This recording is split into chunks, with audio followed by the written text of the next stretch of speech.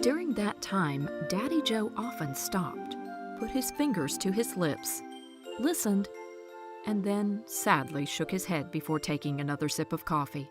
We were waiting for a sign, because Santa Claus always came to our house late Christmas Eve. We knew that because Daddy Joe said so from the time I could remember.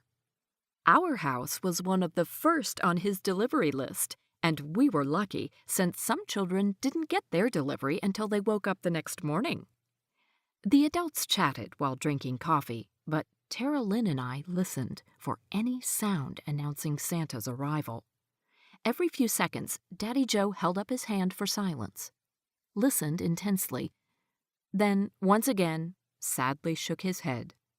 Listen as we may, we were never fortunate to be the one that heard the pawing on the roof or the jingle of Santa's bells. It was always Daddy Joe who heard Santa first. Suddenly, he set his cup down and made a loud shushing sound. He cocked his head to one side and then the other, and, smiling from ear to ear, he whispered, "I think I heard something. Did you hear that?" The room filled with silence, but my ears were roaring with excitement.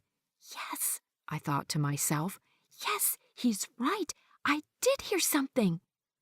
I looked at my sister, and she too nodded vigorously. She thought she heard something too. "I think I heard something that sounded like bells, and then I heard a pawing sound on the roof.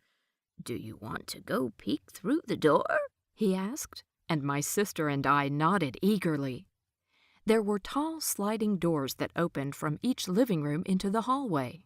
The entire family carefully slid open the door on Daddy Joe's living room and tiptoed across the hallway. Every few steps my grandfather stopped to listen and nod. Then Daddy and Daddy Joe slowly opened the double sliding doors into our side of the house. Daddy Joe was always right. He never made a mistake in his hearing.